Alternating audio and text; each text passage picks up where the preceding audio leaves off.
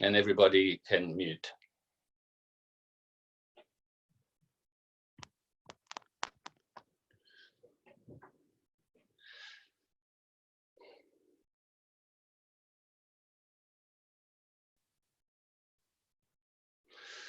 Namo Tassa Bhagavato Arahato SammaSambuddhassa. Namo Tassa Bhagavato Arahato SammaSambuddhassa. Namo Tassa Bhagavato Arahato SammaSambuddhassa. Buddham Saranam Gacchami. Dhammam Saranam Gacchami. Sangham Saranam Gacchami. Dutayampi Buddham Saranam Gacchami. Dutayampi Dhammam Saranam Gacchami. Dutayampi Sangham Saranam Gacchami. Tatayampi Buddham Saranam Gacchami. Tatayampi Dhammam Saranam Gacchami. Tatayampi Sangham Saranam Gacchami. Namo Buddhaya, Namo Dharmaya, Namo Sanghaya. Namo Buddhaya, Namo Dharmaya, Namo Sanghaya. Namo Buddhaya, Namo Dharmaya, Namo Sanghaya. I take refuge until I am enlightened in the Buddha, the Dharma, and the Sangha. Through the positive potential I create by practicing the 6 paramitas, may I soon attain enlightenment in order to benefit all sentient beings. I take refuge until I am enlightened in the Buddha, the Dharma, and the Sangha. Through the positive potential I create by practicing the 6 paramitas, may I soon attain enlightenment in order to benefit all sentient beings. I take refuge until I am enlightened in the Buddha, the Dharma, and the Sangha. Through the positive potential I create by practicing the 6 paramitas, may I soon attain enlightenment in order to benefit all sentient beings. May all sentient beings have happiness and its causes. May they be free from suffering and its causes. May they never be parted from their happiness beyond suffering. May they abide in equanimity, free of bias, attachment to the near, and aversion from the far. I shall cause this. Great compassionate Buddha, please inspire me to be able to do so. Reverently, I prostrate with my body, speech, and mind, and present clouds of every types of offerings, actual and mentally transformed. I confess all of my negative actions accumulated since beginningless time, and rejoice in all the virtues of all holy and ordinary beings. Please remain until cyclic existence ends, and turn the wheel of Dharma for all sentient beings. I dedicate the virtues of myself and others to the great enlightenment. However innumerable all sentient beings are, I vow to save them all. However inexhaustible my delusions are, I vow to extinguish them all. However immeasurable the Dharma teachings are, I vow to master them all. However endless the Buddha's way is, I vow to follow it completely. Om Mani Padme Hum. Om Mani Padme Hum. Om Mani Padme Hum. Tayatam Gate Gate Paragate Parasamgate Buddhi Soha. Tayatam Gate Gate Paragate Parasamgate Buddhi Soha. Tayatam Gate Gate Paragate Parasamgate Buddhi Soha. So now, after the chanting, which is always a really good way to get ourselves in the state of mind that is conducive to practicing the meditation. So be comfortable, whether sitting, whether lying down, whether standing, whatever posture you're in, just relax your mind. Calm your mind. And now calm your body. From your feet, the toes, the balls of your feet, the arches, the heels. Release any tension. The top of your feet and around your ankles and Achilles tendons. And your lower leg, your calf muscles, and around your shin areas. Now release the tension from around your knees. The front, the sides, and the back of your knees. Now from your upper leg, the quad muscles at the front and the hamstrings at the back.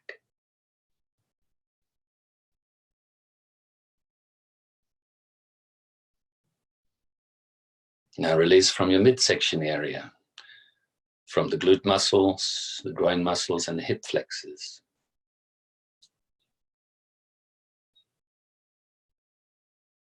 Now you can release the tension from your lower stomach, your sides around your hips and your lower back. And further up your stomach, your sides, and up to the center of your back. Your chest area, underneath your arms and your upper back. The rhomboid muscles that are between shoulder blades and the spine, and the lateral muscles. The upper trap muscles that run between your neck and your shoulders, as well as your shoulders. We tend to carry a lot of tension in these areas. So pay particular attention to releasing the tension.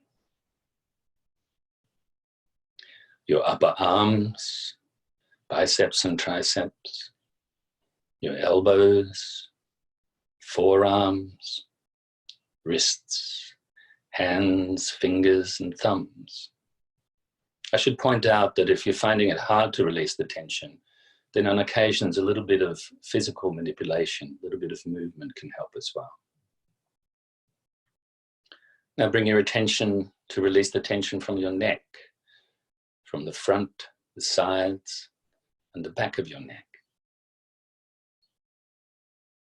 And up the back of your head, and the sides of your head, around your ears and temples.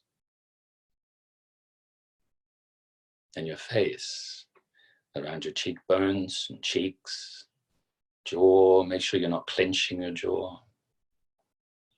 Your chin, your mouth, both inside and outside, with your lips gently touching, and your tongue resting on the upper palate behind the top teeth. From your nose and sinuses, and eye sockets and eyes. From your forehead. And finally from the crown of your head, the top of your head. And now gently scan your body from the tips of your toes to the tips of your fingers and to the top of your head to release any residue or leftover tension that you can. Now gently bring your focus to your breath, initially to the tip of your nose, and follow the breath, the feeling of the breath as you breathe in and out. You will notice that the air is quite cool on your throat as you breathe in. Goes down past the chest area, enters the lungs, they expand. Stomach rises due to this. And the stomach drops as the lungs compress as you breathe out, with the air being quite warm as it passes your throat on the way to going out of your nose. Breathing in and breathing out. And a reminder that if you start to have some thoughts, some mental agitation, or some emotions even, don't cling to them, don't grasp at them, but also don't try to forcefully push them away or deny them. Just let them go naturally by refocusing on the breath. If you find that the mind becomes a little dull, a little sleepy, then wake yourself up by focusing more brightly on the breath. This way, focusing or refocusing on the breath becomes the antidote for both the agitated mind as well as the dull mind.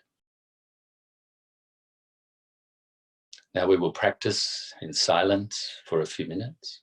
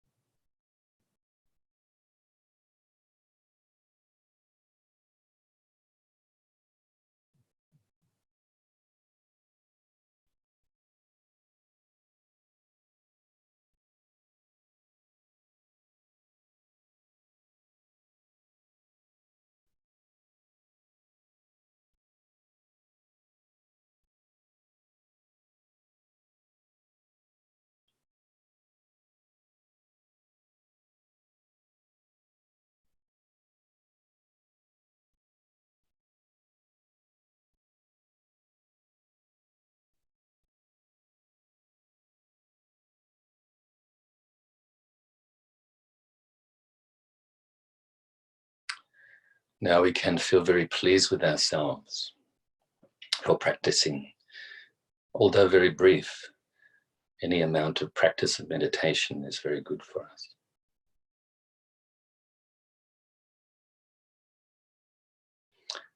Extend loving kindness to yourself, wishing that you have happiness and its causes, and that you also deserve it, and that you are free from suffering and its causes, of which you also deserve.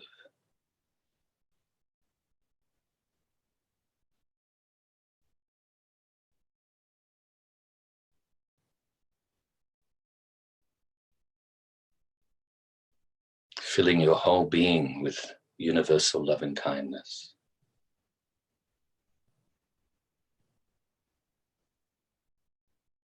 And now radiate this loving kindness outwards to include your family and friends.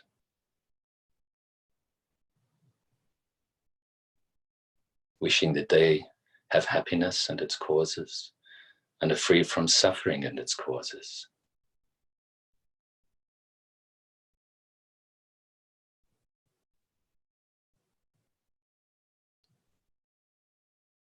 Radiate further to include strangers, those that you might know just a little bit.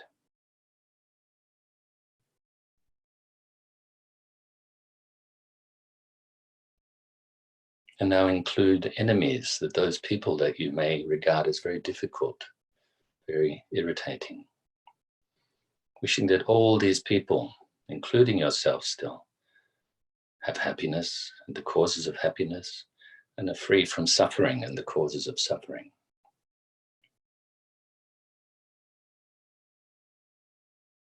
Now slowly you can radiate further outwards to include all living beings, initially around your property where you live, all of the living beings that live on the land and under the land, and in the waters, fly through the air. Ones that you know about and ones that you don't know about, whether they're near or distant, whether they're born or to be born. Now extend out further to include your immediate area and throughout your whole state.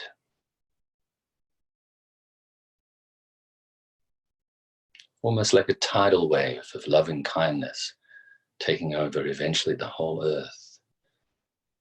So extend the loving kindness to all the living beings throughout Australia, or if you're in another country, your whole country. And further to eventually covering and pervading the whole planet with universal loving kindness. And now beyond this planet, to pervade the whole solar system. And further radiating loving kindness to include the whole galaxy and pervade the whole galaxy. And all of the galaxies within the universe. So the whole universe is filled with universal loving kindness.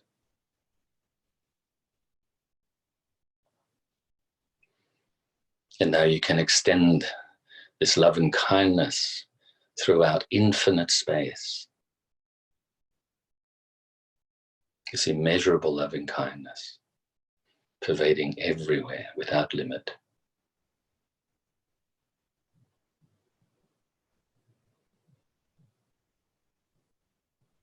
And now come back to yourself, and we will recite the dedication prayer before we have the Dharma talk. Due to this merit, may I soon attain the enlightened state of the Buddha, so that I may be able to liberate all sentient beings from their sufferings. May the precious bodhicitta not yet born arise and grow. May that born have no decline but increase forevermore. And may the precious view of shunyata not yet born arise and grow. May that born have no decline but increase forevermore. So while you still maintain the calm mind, I'll just remind you that the way to listen to the Dharma and explanations or commentaries on the Dharma is with as much as possible a pure intention. Try to not be distracted with any things that you did before or now, or that you may do in the future. Just try to be present in this moment. Try to remain, I don't know if some of you may remember the example of a pot. Try to remain like a pot, the right way up and very clean. Not a pot that is the wrong way up. That's like you are here physically but not mentally. Or a pot with holes where you don't retain the information, the teachings. Or a pot that has yesterday's curdled milk in it. Because even if you pour the pure milk of the Dharma into the pot, it becomes curdled. In other words, free your mind from preconceived ideas and opinions. And just listen with an open mind. And then later on, you can contemplate this. And then you can absorb your mind with it, utilizing what the Buddha called the three wisdoms, or the three wisdom tools of hearing the Dharma or reading, studying, of contemplating the Dharma, and then absorbing the mind or habituating the mind with what it is that you have learned, that you understand. Eventually this practicing like this leads to direct or experiential understanding. Whereas at the moment we probably have an inferential understanding. or even if we know some things very deeply, it's still only an indirect understanding at present. So the questions that were asked, we'll address these first. First of all, the question came about sloth and torpor, a hindrance to our practice, especially of meditation. The Buddha enumerated 5 hindrances to meditation practices. The first one is attachment to sense pleasures. The second one is having harmful intentions. The third one is having an agitated or a worried and anxious mind, very busy. And the fourth one is called sloth and torpor, though I like to call it the dull mind or sleepy, fuzzy mind. Obviously, this state of mind is not conducive to realizing wisdom and compassion, as well as the other 3 that I enumerated before. And the 5th one is doubt or uncertainty, having uncertainty or doubt in the teacher, especially the Buddha, and then having uncertainty or doubt with the teachings or the commentaries given on the teachings. And then, of course, having doubt with yourself, whether you think maybe you're not good enough for this, or this isn't for you, and always kind of putting yourself down. Don't do that. Have confidence in yourself, have trust in yourself, have trust in the teachings. You get to contemplate them. The Buddha said you don't just believe what he said. And I say the same here. You can't just believe what's coming out of my mouth. Eventually you have to contemplate. So have confidence in this, in the teacher and the teachings, and also in yourself and your ability to eventually understand the teachings and to be able to put them into practice, more importantly. So sloth and torpor, the question was, how do you overcome this dull state of mind? First of all, you recognize it. You become aware of it. And then you apply the antidote of patient, calm, and bright mind. You must be, first of all, you must be aware of it. And then you can apply those antidotes. Having a bright mind, very clear, a mind that's free from worry, free from anxiety and agitation, but also free from falling into that dull state. You know, I like to say it's a bit like just before you fall asleep, you get into that state where it actually feels nice, but it's not conducive to understanding. So hopefully we've addressed that question there. I also addressed it in the text as well. So hopefully that is clear. And the next one actually just came before, and by text message. How does one let go of guilt that from the past, you know, resulting from the past wrongdoings, wrong deeds?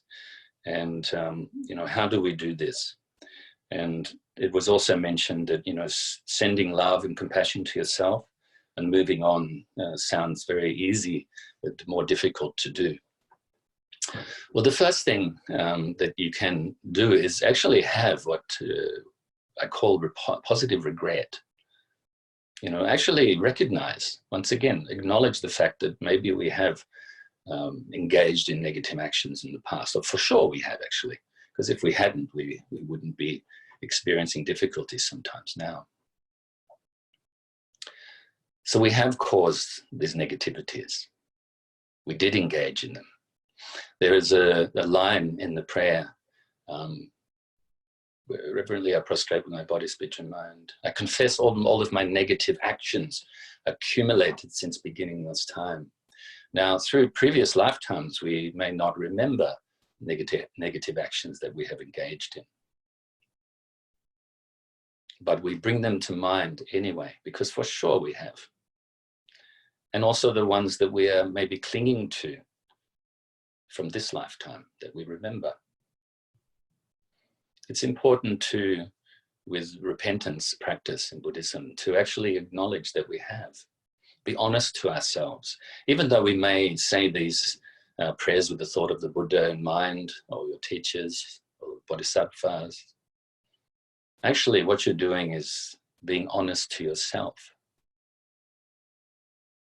and not being too hard on yourself, but also not too soft and being lazy as well.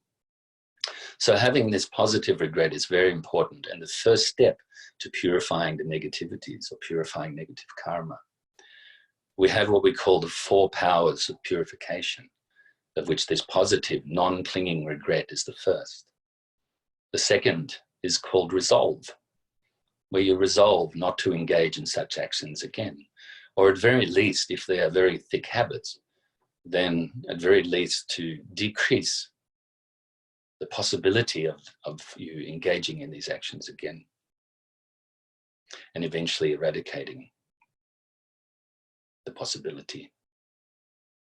So have a resolve not to engage in such negativities. Then we have the third of the powers of purification, is the object. Now what we mean by this is towards a virtuous object. Even though we have virtuous qualities within our own mind, and of course all of us have the potential to realize enlightenment, we actually it hasn't worked so far through so many lifetimes. So we need to think about something more pure than ourselves, or someone more pure than ourselves, such as the Lord Buddha, or bodhisattvas, or your teachers, your human teachers as well. So that we now kind of really, it helps us to be a little bit more firm in recognizing and having this positive regret, and also resolving not to engage in such actions again. And to adopt the opposites, actually. So if your actions from the past have been based on greed, then you become more generous. You try to develop as much as possible no attachment to what it is that you want, or aversion from things that you don't want. If your actions were based on anger and hatred, then you try to develop more of a mind of equanimity, a loving mind, a compassionate mind. The fourth of the powers of purification is the actual practice itself, known as the action. So engaging in this practice, maybe as you may be doing right now. So if you want to remember these 4 powers of purification, just with one word, remember them as regret, resolve, object, and action, or practice. So hopefully that will cover that. You know, the other thing is too, is that remember the Buddha just taught that everything is impermanent, it's constantly changing. But we hang on to things, we hang on to these memories, especially it seems the negative memories. We may even hang on to things like grudges and have vengeful thoughts and having some sort of guilty feeling. You know, this is something, especially in Western countries, we tend to have this feeling, maybe instilled through many, many generations.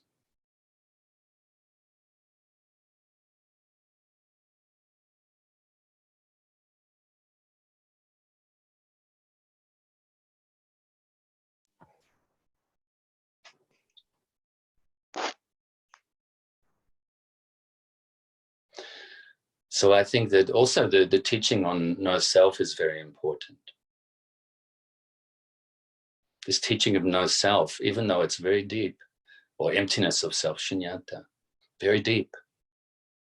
But in a conventional way, we can use it in this life by not taking things personally, including these so-called negative actions you may have engaged in the past. And also if people insult you now, for instance, or attack you, don't take it personally.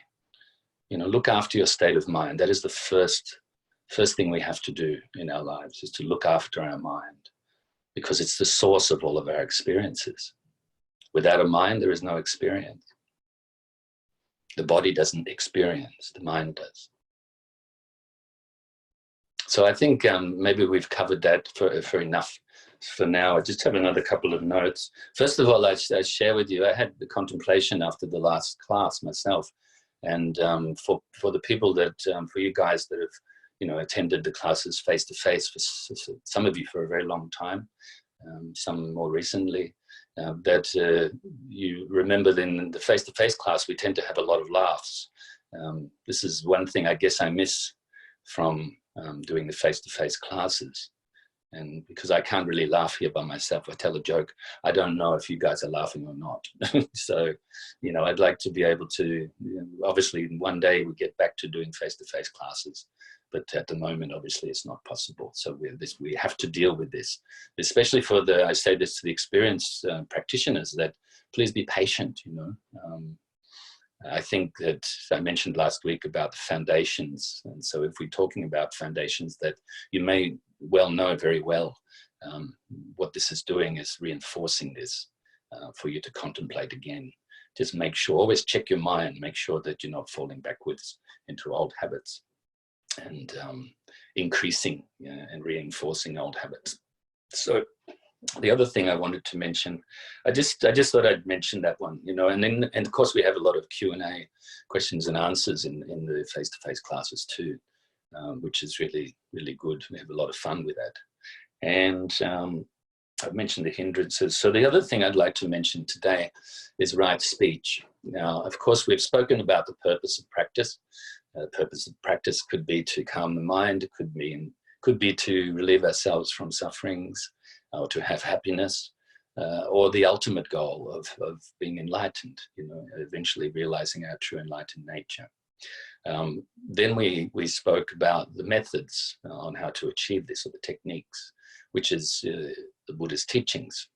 And specifically, we can say that it's the Eightfold Path. So we should go through the Eightfold Path in a bit more detail for each aspect. I remind you that the Eightfold Path is right understanding, right thoughts, right speech, right action, right livelihood, right effort, right mindfulness, and right concentration. Now, this also can be spoken as the three higher trainings. The higher training in morality, which includes the right speech, action, and livelihood. The training in meditation, which includes the effort, mindfulness, and concentration. And the training in wisdom, which includes right understanding and right thoughts or intentions. So we should start with the morality, because if we are moral, then we're going to do less wrong. We won't have things to feel guilty about. We won't have negative clinging regret. We will only engage in the positive non-clinging regret that I mentioned before, in relation to purifying. And so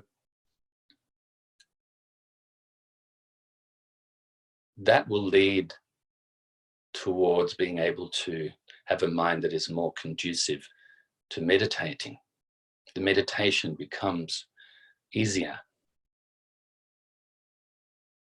There's not so much trying, because there's nothing to feel bad about. Then, of course, with the more we practice with the meditation, make the great effort, to maintain the wholesome state of mind and relinquish unwholesome states of mind and thoughts and so forth, as well as engaging in the mindfulness practice and developing this concentration. The more we do this, the more our mind becomes clear, and therefore, the more clearly we can perceive things as they really are. So to develop the wisdom, and to eventually purify the mind. Because when the mind is pure, the actions and the speech follows. But today we'll talk briefly about morality, the first aspect of morality, or the higher training in morality, and that is right speech. Put briefly, we should avoid speech that is harmful and meaningless. And we should engage in speech that is meaningful and brings benefit. So the different types of speech we should avoid, first of all, is telling non-truths or lying. One of the problems that happens when we lie is that we're also lying to ourselves. So if we're telling a lie to someone else or a group of other people, actually what we're doing initially is lying to ourselves, tricking ourselves.